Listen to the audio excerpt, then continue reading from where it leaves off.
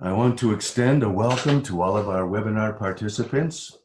My name is Lyle Green. I'm a licensed mental health counselor on staff at Wellspring Counseling here in Miami. And today we want to think out loud about stress management in a stressed out world. As you can imagine, this is a big subject with multiple subtopics and applications. And so today we want to give just an overview of what stress is and help you understand why stress management is so very important.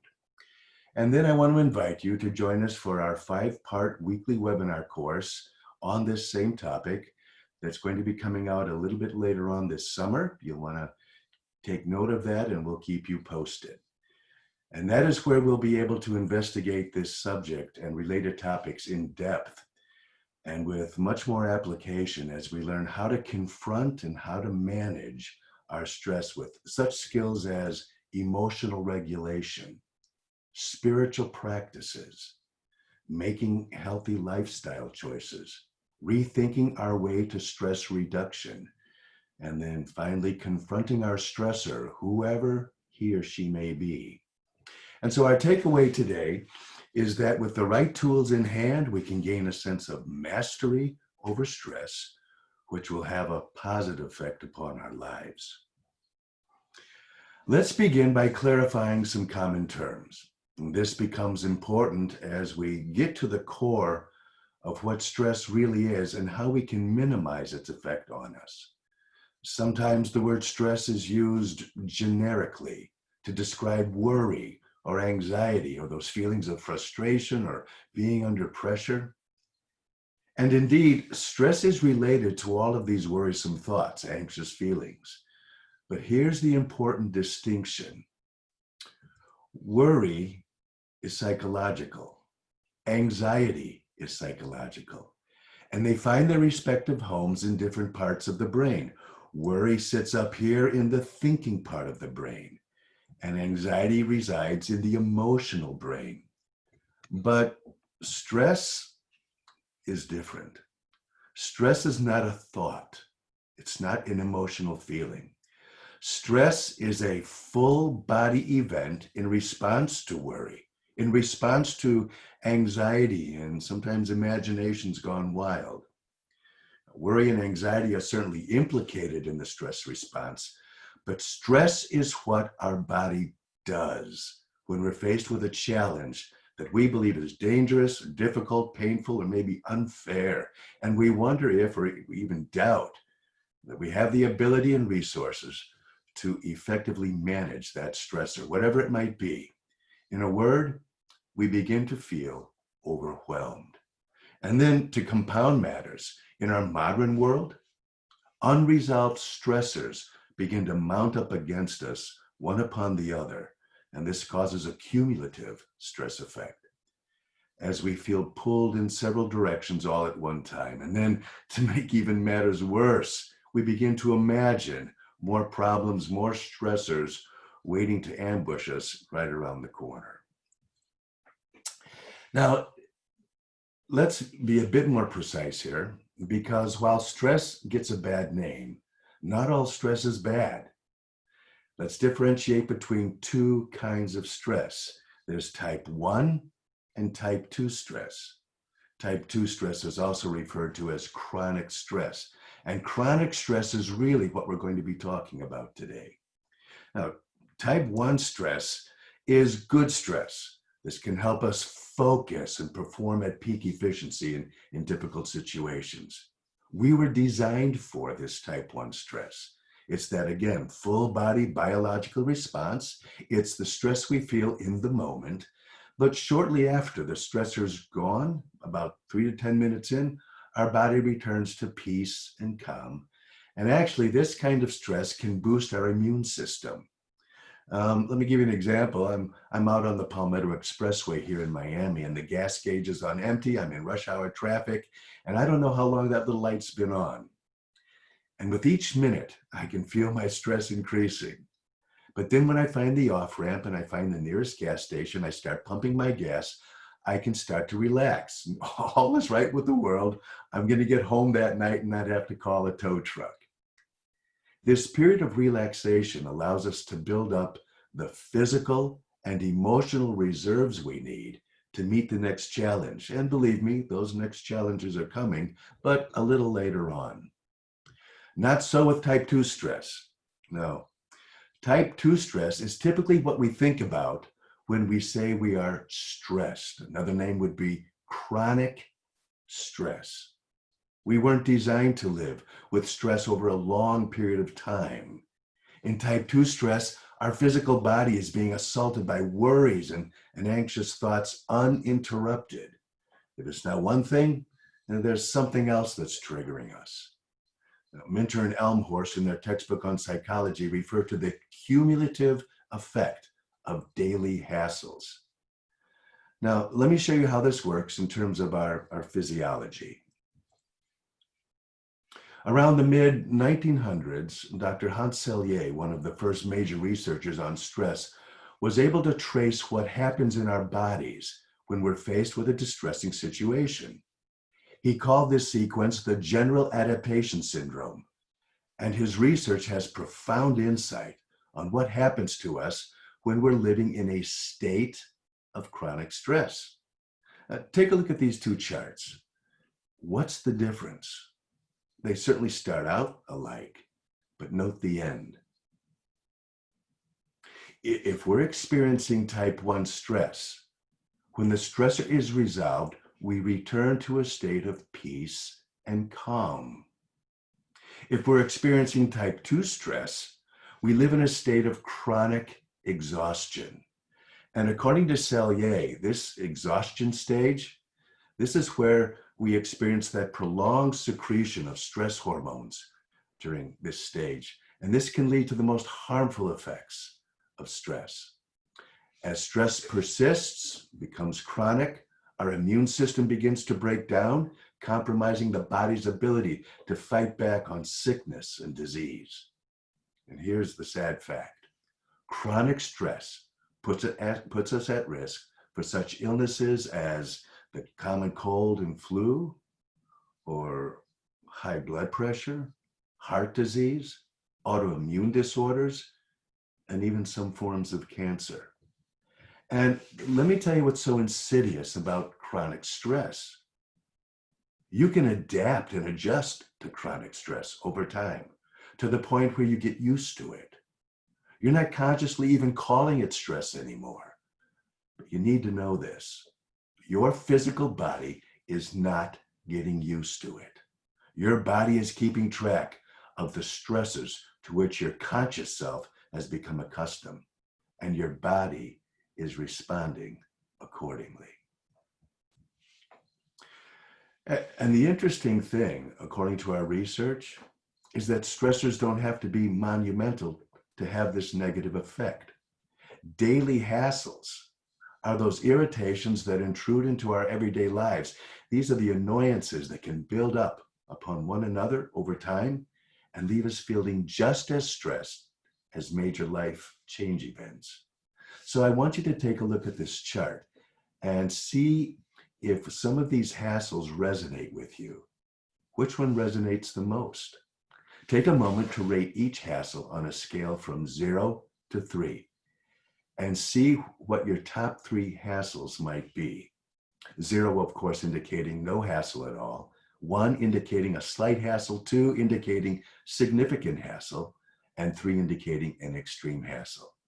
Go ahead and do that now. Just take a look and rate these hassles, and then try to figure out, what are my top 3?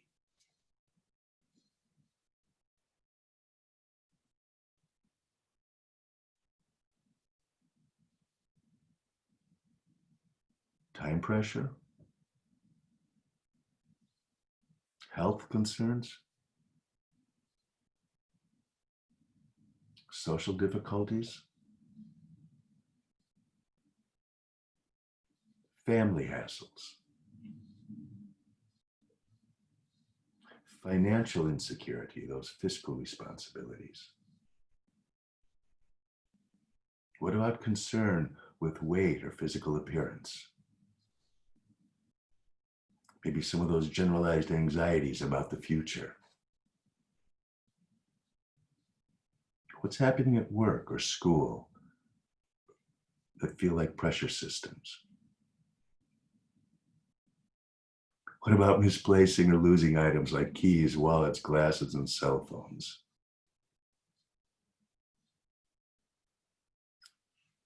Have you turned on the news lately? What about those social and political contentions that we see every day?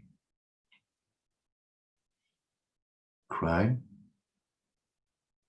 Maybe the potential of becoming a victim? And what about those daily commutes during rush hour?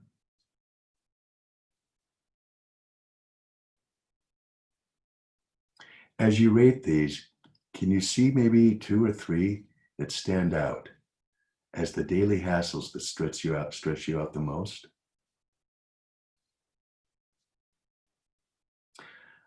How do you know you're stressed? How can you say, I I know that I'm feeling that stress response? We know that stress is closing in on us when we're feeling pressure, when we're faced with a demand to complete a job within a limited time frame, but we sense that we lack the resources necessary to do the job within that limited time frame. Or maybe you're sensing frustration, and that's the feeling of being blocked from doing what it is you want to do or from doing what you need to do. You know that something or someone is standing in your way. Maybe you feel conflicted, and I don't mean by having a conflict with another individual, but maybe you feel conflicted about important choices and decisions that have to be made between two or more alternatives, and you don't know which way to go. Do I go to college? Maybe I take a gap year. Do I change jobs? Do I move out of state? Should I marry him? Should I end the relationship? Maybe you're feeling vulnerable and you're feeling in danger. There's a hurricane season coming on, and we're in the middle of this pandemic. maybe maybe it, my kid's 17 years old. It's 11:30 at night, and he's got my car, my Maserati out there, or maybe it's my 1976 Gremlin, and I just feel this sense of threat and impending doom. Or maybe I'm feeling a sense of loss brought on by significant but undesirable changes. That sense of safety and security is gone. And this may be loss of an intimate relationship where we had high hopes that it would become something significant. Or maybe it's the loss of personal power and control over our lives, like somebody else is making all our decisions that affect us. Maybe we've lost material possessions, things of monetary or sentimental value that maybe defined us and gave us our identity. Or maybe we've lost that security and faith in God. Where is he? Is he aware? Does he care? Is he even there for us? Take a look at this chart and see if you can find yourself somewhere in here. This is a symptom list of chronic stress. It's cognitive symptoms, emotional symptoms, physical and behavioral symptoms. Just take a look at this chart for a moment and see if you can identify some of these symptoms that just resonate with you.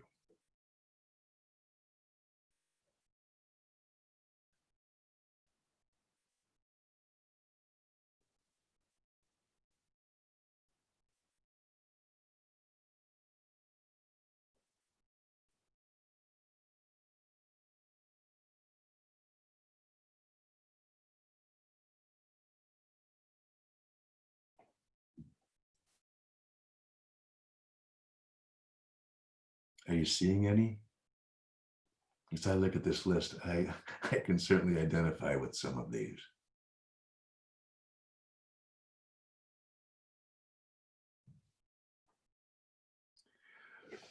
Well, how do we begin to manage these symptoms? Here's what doesn't work. Self-medication does not work.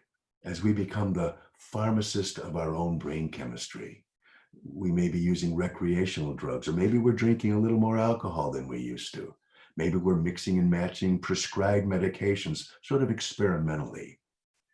Maybe we're purchasing over-the-counter remedies to reduce the pain of headaches or muscle tension. We buy a pill to help us sleep, and then we buy another pill to help us stay awake. We buy a pill then to neutralize our acid indigestion. You get my point. When we're stressed, maybe we begin to eat more, and we're not probably eating the right kinds of food. We're eating those high sugar content foods, what we might call comfort food or fast food. Maybe we become more sedentary when we get stressed, spending hours a day looking at the TV, YouTube, social media, anything that will distract us. Maybe under stress, we're cutting back on those self-care behaviors. We'll talk about that in a moment. Perhaps we're beginning to cocoon up and avoid all but the necessary contacts with other people. Over time, as opposed to being sedentary, some of us may think that if we work harder, work faster to produce more in shorter periods of time, this will reduce our stress, but it doesn't. And then others of us, when we're chronically stressed, a sense of entitlement can set in, and we convince ourselves that we've earned the right to those diversions that make sense in the moment, but that may have long-term negative consequences, like that extramarital affair, or maybe making that purchase that we really can't afford. These types of coping mechanisms are like putting calamine lotion on a pockmark when you have chicken pox. Yes, it soothes the symptoms in the moment, but it does absolutely nothing to address the systemic problem, the cause of the problem.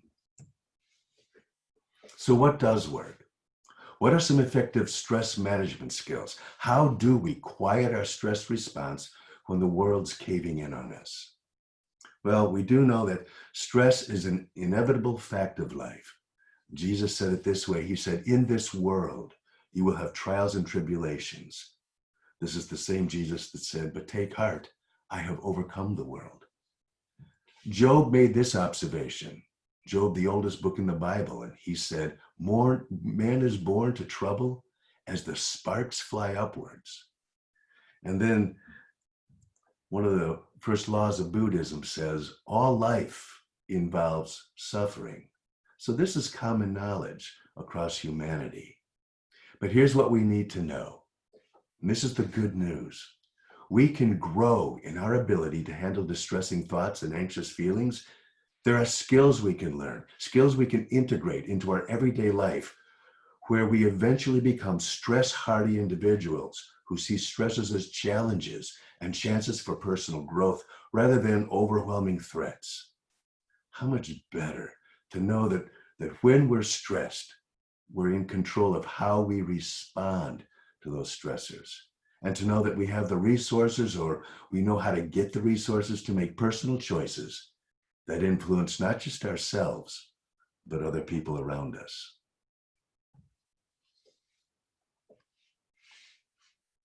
Effective stress management skills kind of fall into two categories. We can change our behaviors to reduce stress, or we can change our thoughts to reduce stress. And it's important to distinguish between the two because different kinds of stressors may require different approaches, or maybe a combination of the two. Let me show you what I mean by that. There may be things that we can do to reduce stress. For example, there may be a conversation that needs to be had. This is where you'd learn to be more assertive, not aggressive, but you'd learn to, with more dignity and that sense of your own integrity, authentically self-represent and communicate your needs, your expectations, or your healthy boundaries in ways where you know you're going to get heard. Maybe you decide to change jobs. Now, every job's going to have its set of stressors, but maybe the job you're in just has intolerable stressors. Maybe you'll decide to see a financial advisor or modify your spending habits. Maybe you'll decide to meet with a therapist about significant relationships or problems you're facing. The question to ask yourself is this: what do I need to do? And there's that operative term. What do I need to do to reduce the stress that I'm experiencing? Give that some thought. Maybe it's an action plan that you need to make. And then, of course, you want to follow through on that. We mentioned making lifestyle changes as something you can do to reduce stress. Well, let's take a look at some of these lifestyle changes. Here's some changes that have a direct effect on how you process stress. For example, are you eating the right kinds of foods? A poor diet can actually make you more vulnerable to lower mood states, as can poor sleep quality. What's the quality of your sleep? We all know that sleep is very important for your emotional and your physical well-being. Lack of sleep can negatively impact your ability to handle stress and to be productive. And then what about exercising? Even just going for a walk regularly. Exercise is not only great for your physical body, but it provides a stress release, and it actually enhances your mental alertness. It also helps your body release endorphins, which increase that feeling of overall well-being. Are you maintaining a vibrant social life with friends? Leaning into your social support system can help you cope with just about anything. Friends can cheer you up when you're sad and provide insight when you're kind of confused and don't know what to do. They can help you have fun when you just need to blow off steam. And this is even during this quarantine time. If you just can FaceTime with them, that would be important. Have you taken control of your time to engage in activities that gratify and energize you? What would those look like? Is that a sport? Maybe swimming or golfing, tennis, soccer, bike riding? Is it serving or volunteering to raise the spirit of another person? As counterintuitive as that may sound, that often is a stress reliever. Have you thought about maybe learning something new? Maybe renewing your interest in an old pastime, gardening, some kind of art form, learning how to maybe cook a little differently. What about learning to meditate, to practice solitude in a peaceful environment? When's the last time you walked through, at least here in Miami, Fairchild Gardens, Matheson Hammock, the Deering Estate, or a public park? If you're not vigilant about taking care of yourself, you will likely be more reactive rather than responsive to stressful events. And those two different approaches are very, very different.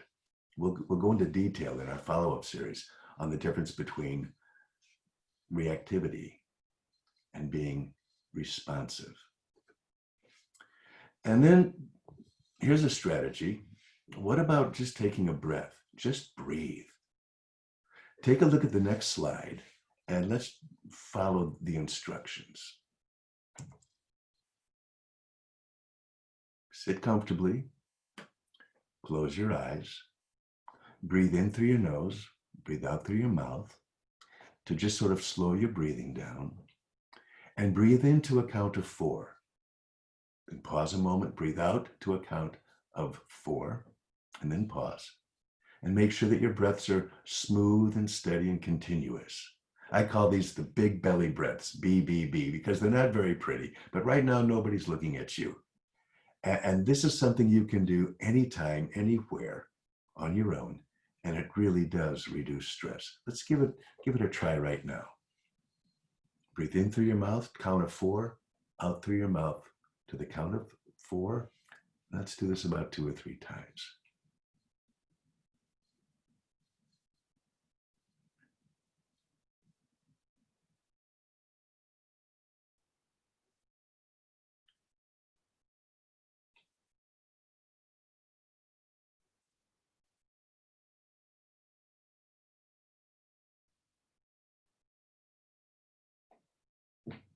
It's easy, and it's so very effective.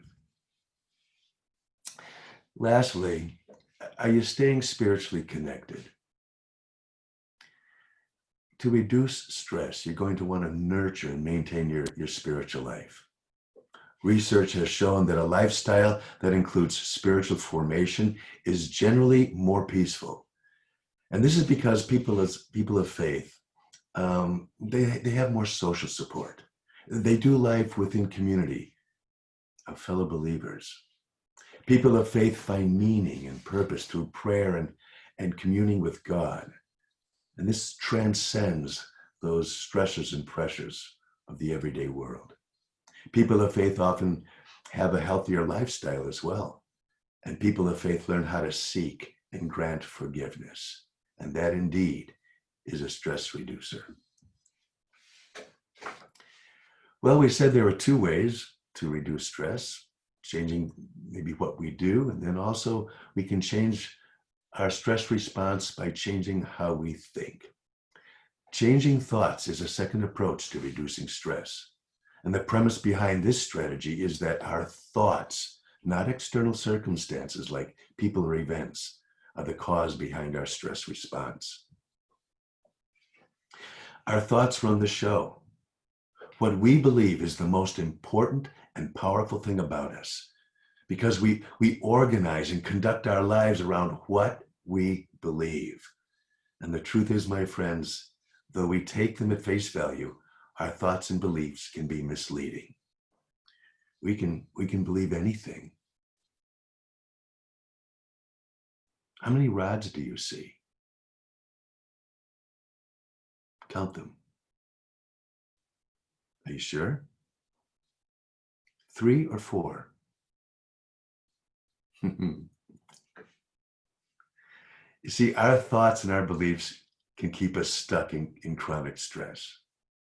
We may be defaulting to unhelpful thinking patterns, those limiting beliefs deeply embedded into our habits of thought through years of practiced use. And these unhelpful thinking patterns will show up when we experience a distressing person or a stressing event. These limiting beliefs show up as automatic thoughts. There's nothing calculated or deliberate here. Sometimes our imaginations run wild as we move into all the disturbing what ifs, which incidentally can have the same biological effect upon our bodies as if all those what ifs were actually happening in real time. And then not far behind automatic thoughts are irrational assumptions as we start catastrophizing, horribilizing, awfulizing, or maybe we mislabel the stressor, making it worse than it really is. Perhaps we're generalizing, thinking in terms of, well, never and always. And maybe we're discounting the positives in our lives and never taking time for just expressing gratitude. This is why the famed psychologist Eric Berne has noted that the destiny of every human being is decided by what goes on inside his skull when confronted with what goes on outside his skull. Dr. Eric Berne. So here's the question we'll be addressing in our 5-part series on stress management. How do we change our thoughts? How do we interrupt thinking patterns that make us more susceptible to chronic stress? My friends, can I tell you in truth, it starts right here. The cognitive approach, where we change our thoughts, emphasizes the fact that we have the most control over ourselves. And as we move out from our spheres of influence, we have less and less control. And if you think otherwise, well, you're delusional. What comes to mind here is the serenity prayer, the first part that says, God, grant me the serenity to accept the things I cannot change, the courage to change the things I can, and the wisdom to know the difference. Let me give you a sense of where we're heading in our upcoming 5-week seminar series. Thank goodness our beliefs are the one variable in the stress response over which we have ultimate control, which when we change just a little bit, our beliefs, what we're thinking, can affect an entirely different outcome emotionally and behaviorally when facing stressors. Now, let's plug in some emotional math here. We have a distressing event plus our belief about that event, and that equals our emotional outcome. What we're going to discover is that many of the difficult people, many of the disturbing events that ignite and stress us out, they aren't going away. Some of these triggers are a constant over which we have little or no control. But if we don't like the emotional outcome of being triggered, if we want to change the typical fear response to being triggered, what is the one variable in this equation we can choose to change? We have our distressing event. We have that emotional response that we wish we could change. We don't like feeling triggered. We don't like feeling stress. The distressing event's not going away. What can we change? We can choose to change what we believe and how we think about that distressing person, that event. That part right there, what we believe about the stressor, that's our contribution to the stress response. And while we want to blame everything and everybody else for the stress we're experiencing, my friends, in truth, we're doing that to ourselves by how we think about that situation. And that's why there's hope here. That's the reason we can say we have management skills to change our response to stress, because we can learn to do something different. We can learn to change our thinking and gain a sense of mastery over stress. Now, for the people of faith, this approach resonates really well, because not only are we called to have a change of heart, but very much also we are admonished by God to have changed minds, to learn how to shift from the context of this world and the most pressing situations to a more divine perspective. The Apostle Paul writes in Philippians chapter 4, think on these things, and then he gives a litany of things that are positive and good and upright and helpful and of good reputation. The scriptures also say, let this mind be in you, which was also in Christ Jesus, that mind of sacrifice and self-donation. Be transformed by the renewing of the scripture doesn't say heart. Be transformed by the renewing of your mind, the changing of your mind. Set your mind on things above. There's taking this worldview and shifting it to a different context and getting that divine perspective. And I know that some of us are out there and we're saying, sounds great, yeah, but how? How? And that's a great question. So I hope you'll join us for our 5-week webinar classes that will begin this summer. Stay posted, stay tuned, and we'll keep you informed on when those will begin. And so as we close out our webinar today, what's our takeaway? Here it is. That with the right tools in hand, we can gain a sense of mastery over stress, which will have a positive effect on our lives.